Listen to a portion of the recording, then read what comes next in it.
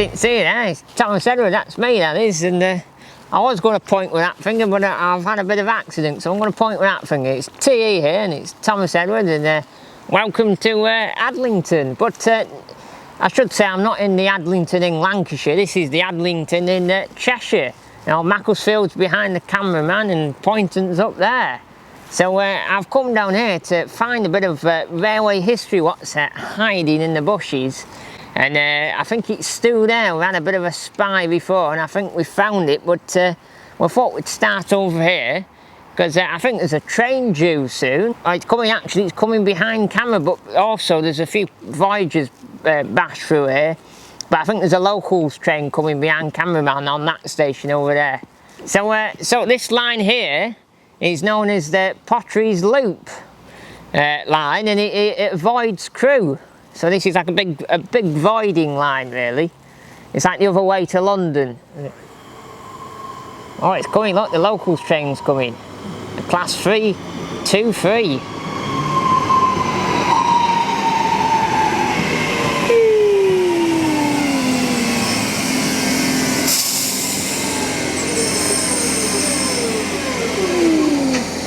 Make funny noises, these trains.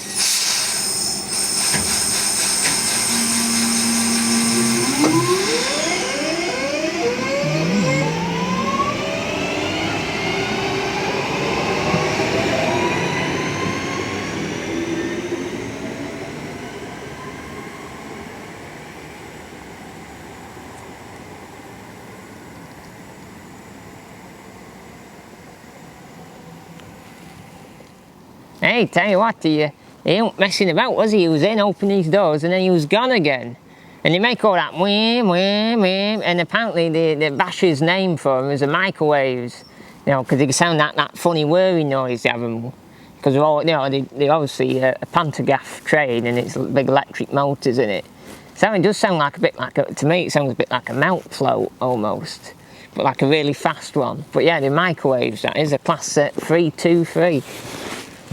Oh, I best not stand too close because these trains bash through it. Right, let's get on the other side. I'll tell you a bit about the station master's house and the old waiting room, and what we've actually come to see. But obviously here there's no footbridge. We've got to go up this road here and across the road bridge up there, and then back down the other side. So go on, let's go and do that, shall we?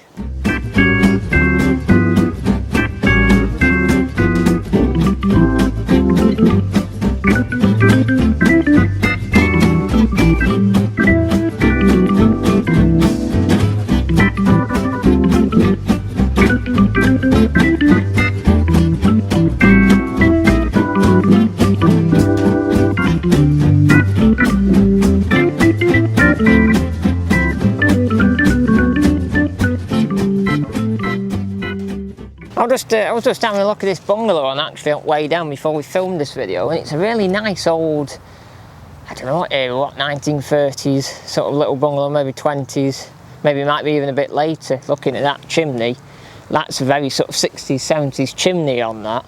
But it's really nice, and it sounds like a showbiz bungalow. TE here inspires to have one of them, but it's been sold recently, and he's digging it up here.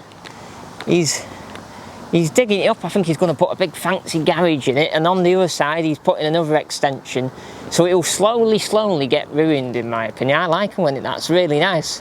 Probably 10 years ago you could buy one of them for next to nothing, and then he's probably paid quite a small fortune for that, and he's going to extend it into like a Cheshire mansion. That's what's going to happen there. But it's a nice house. Well, at the moment it's a nice house anyway. It's had some big gold chandeliers in it as well. I've just had a look inside through that window. I'm digressing here. Let's get back to why we're actually here in the first place.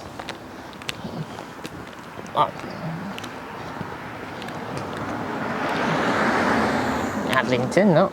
This platform for trains to Macclesfield and Stoke. There you go, look. This platform is for the trains to Macclesfield and Stoke, so there you go.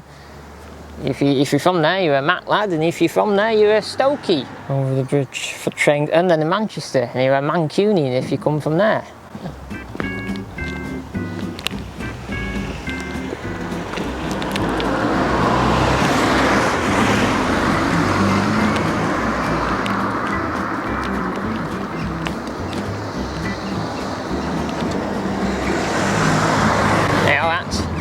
Macclesfield down there. That way, that's up to Macclesfield. And then over there, that's up to Manchester. And then up here, there's Tolby Carvery, where you can get a bit of nose back. But TE here is knows his Tolby Carveries, and it's a Sunday. And a Sunday you can't get a carvery, you get ripped on a Sunday. So don't go in on a Sunday. If you go in a weekday, you get a good bang for your buck and a good nose bag. But on a Sunday, it's a bit dear, on a Sunday. But maybe another time. There you go, here's the other side here. Right, let's get down. I have to open the gate for the camera. There you go.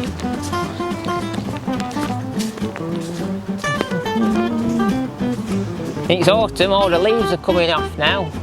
We're getting to the long winters ahead of us very soon. Oh, leaves, these are fresh leaves as well, green ones. It's still quite nice, it's all got big cast iron railings still. What have been painted up in northern colours. Keep back behind the yellow line, secure pushchairs and personal items. Trains passing at speed cause high winds, they do, yeah. It's like a big suction, it's like Henry Hoover suction when a big train goes past.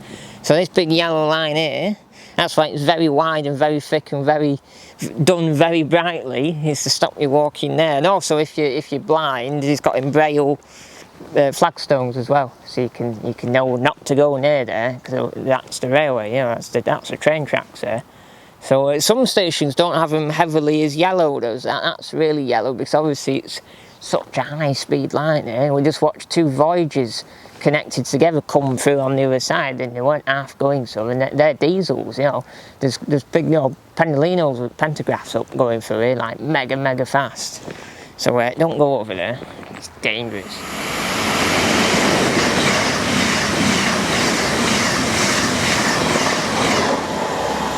Whoa, that was a bit fast, that was. I had to go and stand over there.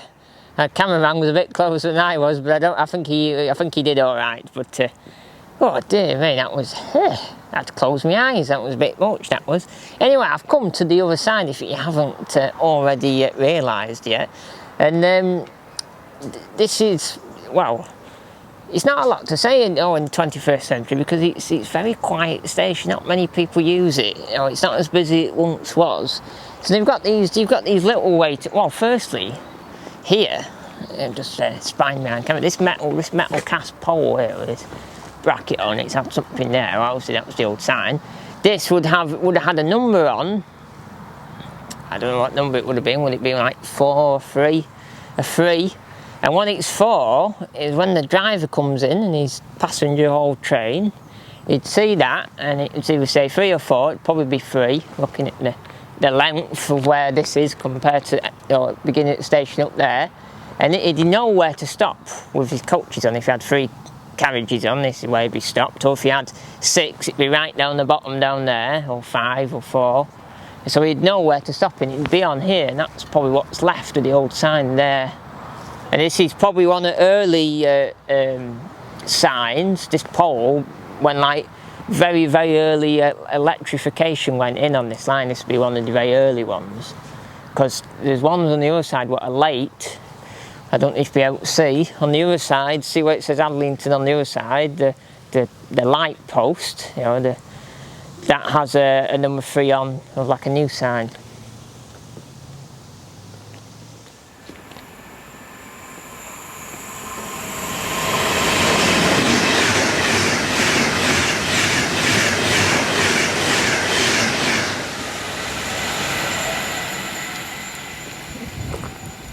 I seem to be getting blown a lot by a lot of trains today. That was a Pendolino. I closed my eyes, but from the sound of it, it sounded it was 11 11 coaches on it.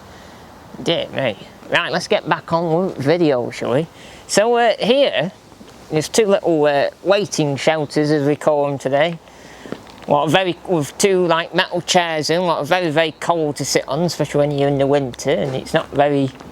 I don't think you've even got lights in these. They're a bit not a nice place to sit really on a cold day. But a long time ago, this one wouldn't have been here on this side, because old stations always had a waiting room and a station master's house, and it'd have the booking office would be in there, in that house there, and across that shelter there well, it wouldn't have looked like that, but there would have been a shelter on that side with doors on, and you could go in and sit in a comfy chair. And I think at Adlington it had like nice pictures inside and stuff. It was very sort of grand back in the day. Actually not that long ago actually. But in the modern world, comfort doesn't come first. That's just a wooden bench. At least that'd be a bit warmer on that side. At least you have a warm bum on that side. But this side, no. You don't get any comforts on this side because the old station master's house and station, I should say, is a private dwelling now, like every station. All the disused railways we do and live railways we do, every single station's been turned into a house. Not all. There's stuff on furnace line, what's all still tickety-boo, but stuff like big main lines like this, they get turned into nice Cheshire mansions. Well, quite. Not really a mansion, but you know what I'm getting at. It's quite a posh little house now. But this place here, it's lost all its doors on this side. I don't want to go too close because of windows, but they had doors on this side, and they've been bricked up to turn into a house. So where you could walk in originally from the station side and go in, and there would have been a door on the other side to get in as well. And the last station master in here was called Jerry Tweedy. What a name that is, Jerry Tweedy.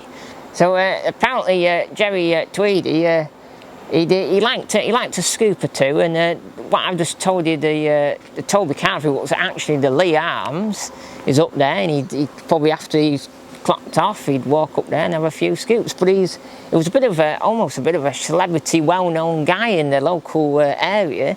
British Rail tried to get rid of stations, and because they were running out of money and loose staff, because they were so tight in money, to make them automated like we have today in 2021. These machines never work, by the way. They always freeze up when we've used them. So when they did that, obviously it wouldn't been like they've only come in the last couple of years, but when they tried to get rid of station staff at places like this and do it where you just have to buy a ticket, or get on the train and buy a ticket, they tried to get rid of him, and all locals said, no, you can't get rid of our Jerry, he's a good lad, no, he's good. So they kept him on because all locals only have a bit of dosh, quite a bit of cash, so they listen to them, because they know what's best. So he kept his job. Well, that's how the tale goes anyway. But at the same time, when Jerry Tweedy lived here, above him, almost like those top windows at the top, there was a bloke called Barry Smith. Now Barry Smith is another railway guy. He was a driver, and he started in the steam age, and I think he started at Agecroft, and then he moved to was it Guidebridge, and then I think he ended up in Longsight in Manchester. And he lived up there, and he was, even when he moved on to driving diesels and electrics, he was still like British Rail's go-to guy for driving steam, or people wanted someone to drive steam, they'd get Barry Smith. And I think when the Manchester had the celebrations of like the Rocket 150, he'd go and drive the replica rocket, and I think there's actually some footage and maybe images of him doing that, so we'll see if we get any permission to use any of that to show you. Barry, they also would get Barry to drive one of the, I think in the world, oldest steam locomotives called a Lion. Well, you might know it as the Lion, or you might know it as the Tipfield Thunderbolt.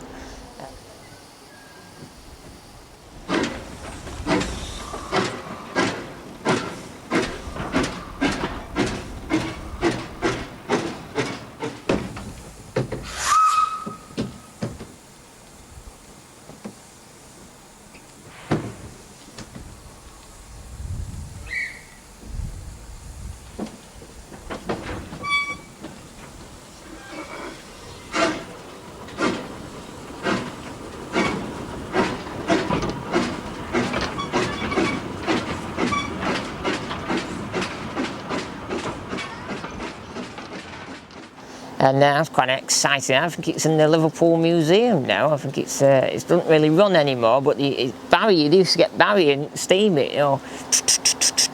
That engine originally used to work on the Liverpool and Manchester railway. So they get Barry Smith would go out and drive it. So this station here, I don't know if the occupants at the moment know, but it had quite an interesting people living in it not too long ago, probably what, 40 years ago, not too long at all, living in there, and he'd be old steam guys in there. And I think Jerry at Tweedy was I think he was a fitter at Heaton Mersey before he became, I think when he was getting towards the end of his career, he ended up being a station master here. So it's quite an interesting station, this, but it's not the history we've come to see. These are just bonus parts of Thomas Edward. I think that was a Thomas Edward factual interlude, that was. We're actually going to go and find something what's even rarer than anything like that kind of history. It's something what I don't think many people know, and it's lurking in the bushes. So we're going to go and find it, and actually I think it's one of the last ones in Cheshire. So we'll go and find it. I think it's up there. I think, yeah. Oh, I can't lick that finger. Yeah, I think it's that way. So go on, let's go. I'll go down here. It's a bit safer down here.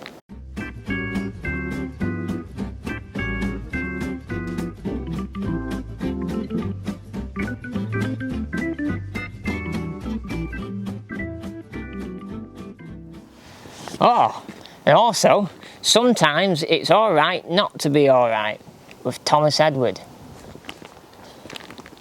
Oh, they've got an impost, 24/7 collection, return, send your parcel. Oh, it's a Hermes ones. Oh, you can't beat Hermes collection and drop-off box. That's pretty good. I didn't think it'd have it in a quiet car park like this in the middle of Cheshire. You normally find these in Morrison's car parks, or near us in Morecambe, they have one in the bingo car park around the back. But this it's got big boxes in, but the one in Morecambe's got big lockers in it, so you get a big parcel in it. Well, that's pretty good, that is. But behind camera here is what we've really come to see, what we've driven all these miles down from Cumbria to come and find for yours, for your what's it called? What's the word called? Your enjoyment with Thomas Edward. You love me when I go in exploring the bushes and find something interesting. So come on, come with me. Well, I can't quite get in the bushes because there's a fence, but we can show it you. So behind this nice fence here, probably wasn't here not long ago, you probably could get up to it. That concrete, I don't know if you'll be able to see that, but that concrete post there, and it goes up and it's got like a cast iron bar what goes to the left, what hangs out. Now some of you might be thinking, oh, is that like an old concrete thing for carrying the overhead wires for the trains? But actually it's something much more interesting than that. It's what that is it's a railway loading gauge.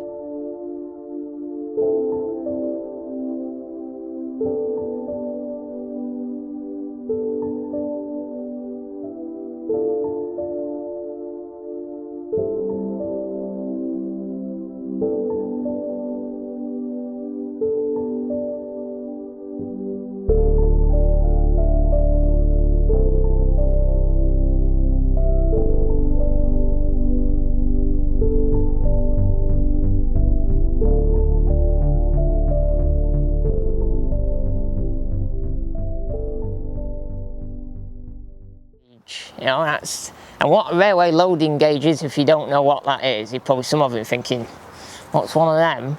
So when the wagons they got ready, because this is back in the old days when we had old school freight and there'd be men in coats loading wagons and stuff and special goods and everything else, it'd come out of here, probably get shunted out onto the line, and probably either something would come and collect it on line in a loop, or they'd go out, or whatever it'd do, it'd go out the goods yard here at Adlington, and it'd go underneath that with its curvature thing, and if they touched it, if one of the wagons was too tall, too wide, or whatever it was, it would be known as out of gauge, so it wouldn't be able to go and pass on the line it's going onto, because on the line we're going onto, it'd either have a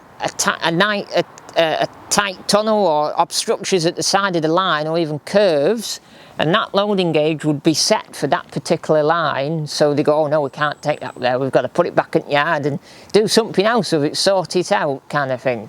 So each line and station and whatever would have them, so you'd be able to test your load for it to see where if they could bring it onto that particular line. and you don't see them anymore. But we're actually going to go and I'm actually going to get me hornby 00 out at home and show you how one works as like an actual physical thing. So we'll load up a wagon and see if it fits through. Also, at the goods yard in Adlington in Cheshire, it was a very sort of tight yard, and I think it was a very tight curve coming from main line into it. So they couldn't actually bring an engine into it because it would spread the rails would get spread because the wheelbase of the engine would be too long for the radius of the curve. So they couldn't bring an engine in here. So some engine driving firemen would have to come from Macclesfield with an engine. But also, they didn't have to just come with the engine. Sometimes they had to come with some empty wagons with them because they couldn't get an engine in this yard.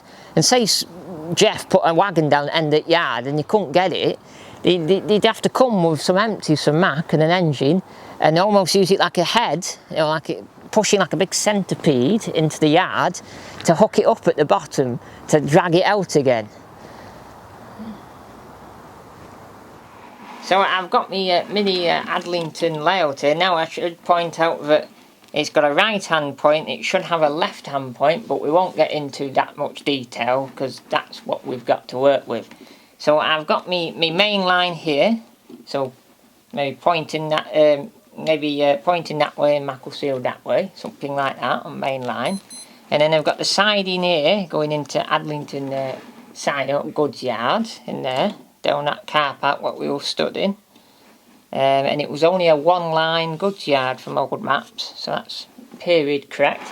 And I've got my period correct train here with an engine with I think it's an 062, and it's got some little wagons on it and a banana van, and then I've got some points here with some nice little, oh look at that, don't make them like that anymore, do they?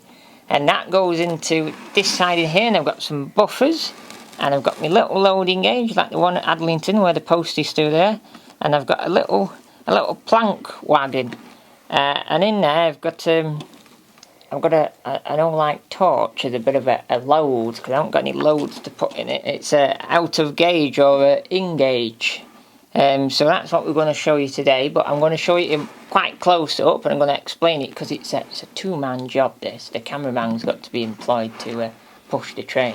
So we're going to do that. If we had a big layout, I'd do it with a running engine, but we're going to do this shelf layout. So this is my loading gauge here, and this curve underneath here, you can see, is the shape of tunnels and bridges. And you have it on the edge of the goods yard and then the sidings for when you push wagons through it, going to the main line, you know if it's in gauge or out of gauge. So here we've got a little plank wagon, little LMS plank wagon, and I've got some goods in it, a little light, that's maybe something for someone's garden somewhere in a middle class house, big manor house somewhere. And if we go up here, oh, touches, so it's out of gauge, so we'll have to bring that back down here, lie that down in there, and now it goes through like a normal wagon. It's got no obstruction, so that will go through any tunnel and any bridge on the network. And that's what out of gauge and in gauge does, on a loading gauge. That's what it does. So to get this wagon out of Adlington goods yard, there was another problem at Adlington, that the curve going into the sidings from the main line was a bit tight, and a lot of engines, bigger engines like this one here, this 062, is actually the wheelbase is a bit long, and if it went around that curve, it actually pushed the rails apart because it's too tight. So what you'd have to do, so this engine actually isn't period correct for Macclesfield sort of area, but we'll skirt around that issue. This engine will come from Macclesfield with a head of wagons. There's his guards on the back. Now he wouldn't, these wagons wouldn't necessarily be like used for anything. He'd just bring them with him so he could retrieve this. It's a bit like how to explain it really. A bit like if you're going to pick something off the floor, if you're doing litter picking, you don't use your hands, you use a stick with a claw on the end to pick it up. It's like an extension to your hand. So this is an extension to his engine. So he puts these wagons on to retrieve this wagon at the bottom of the yard, what's got an important load in it. So, but what he has to do first, he has to uncouple from the guards van, leave that on the main line, and then he'll pull away from it.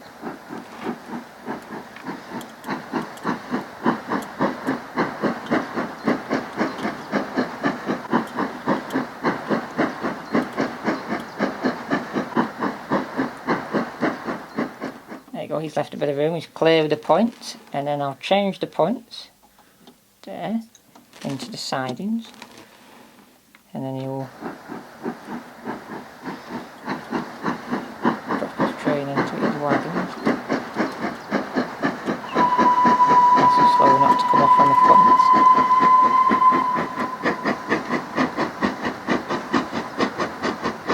Go underneath the loading gauge.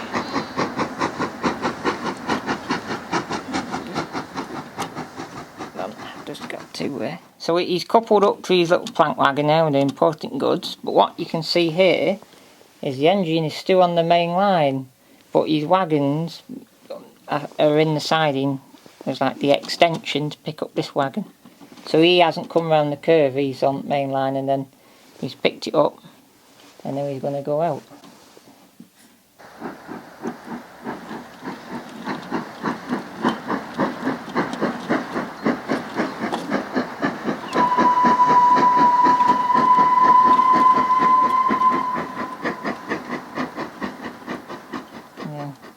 Change the points back to main line, and he'll pick his guards van up now.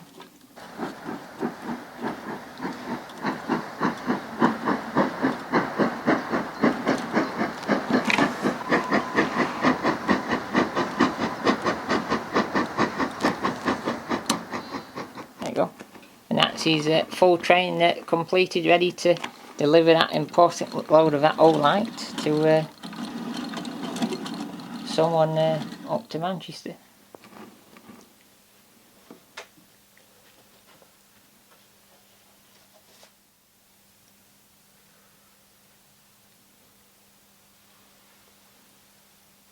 So you might disagree with that theory, that TE theory, but actually that was someone told us that it was actually a driver at Mac on steam, and that's what he used to do when he went to Adlington to pick up a wagon. He'd get his engine and a head of wagons, and he'd go in and pick it up to drag it out so his engine wouldn't go in the sidings and spread the track because it was too long a wheelbase.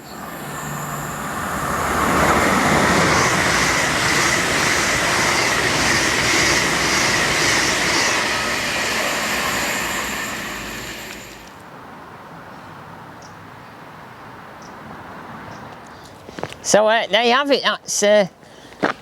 That's the station behind us, and this is the approach going up to it, where you would have gone up and gone for those doors up there. Well, actually, don't have any doors anymore, it's a house now.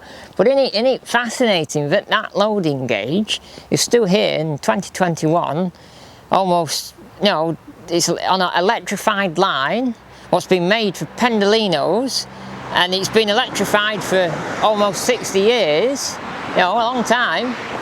And it's still there. It's in those bushes there, and probably not many people know it's there, unless you do know. But I wonder the average person getting on the train going to work, commuting into Manchester, wouldn't know there was a loading gauge in the bushes, and it's just behind that car dealership. Oh, and that actually brings me on that car dealership. They've got a few shiny motors next to it. I think I might just have to have a bit of deviance and go and look at them.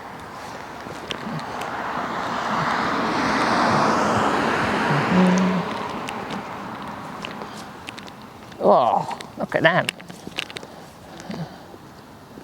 Oh. I think he's as the sign says, I think he's a bit of a Land Rover specialist, you know. TE loves Land Rovers, you know. Can't beat him. There's not many, I think there's an old Defender at the back, but these are very much the Cheshire housewife kind of vehicle. You know, it's a Range Rover Sport, Land Rover Discovery, Range Rover Sport again. That's the big daddy Range Rover there, and at the end there's a Jeep Wrangler at the end. So it's very much shiny Cheshire motors, and they all have, once someone buys one of them, they stick a private plate on it. Now that Range Rover Sport there is a 63 plate. You whack a private plate on that, and it could have come out the showroom yesterday. You know, that's what's so good about them. Obviously, if you're a bit of a Land Rover, Range Rover nerd, they've actually facelifted it since that model, so it actually looks like the new Range Rover Sports look like that, but they've got different lights on now. They've slightly tweaked them a bit, so it won't look brand new, but to the normal average person, whack a private plate on that and you won't know it, you think it's brand new. So that's what's good about him. And he's got a few cars in as well, but I think his Land Rovers is the main thing, and he's got an old Defender 110 up the back I can see. But he's mainly got Range Rovers in and Discoveries. But yeah, pretty good that. You know, he's gotta love a Thomas Edward video. Lots of deviant stuff, right? Fine, what sparks the brain, what I have to come and see. You know, there's lots of railway history up there, but there's also loads of shiny Land Rovers. Wow. Actually, before we go, when I was 16, I said to T's older brother, we were in the posh Cheshire town, actually not far from here, and the one actually behind us here, this Big Daddy Range Rover, probably a Vogue or a Vogue SE, might be even an autobiography spec, yeah. I said to him, when I'm 25, I'll be driving one of them, and I'm 24 now, and it's 25 next year, and I haven't got one yet. Maybe a bit of celebrity showbiz Thomas Edwards stuff might happen in the next 6 months, so I can get one. But I always wanted one of them. I like my classic Rolls Royces and my classic Range Rovers, but as a daily I quite like them. But it's £42,995. I think I'll leave it for now. Right, I think that's the end of this Thomas Edward video in Cheshire. I don't think I quite fit in with the Cheshire set in this car. I need to... Actually, I couldn't even turn up in tweed in Cheshire anymore. I don't think that's to do. I think I need some Adidas and some trackies and a hoodie. I think that's the Cheshire set, I think. Maybe, anyway, let's get on with the end of the video, and I hope you've enjoyed today's video. Yours truly, Thomas Edward. If you can hear me over all this traffic, I think it's rush hour. And if you really enjoyed it, give me a like and a comment below. Comment what you know about loading gauges, or even brand new Range Rovers for an instant, you know. And it's a Patreon link below if you want to come and see me on Patreon, or there's a TikTok link. You know, you get some interesting videos on TikTok. Or the big thing is, remember to click that big bell. Ding! Ta-ta!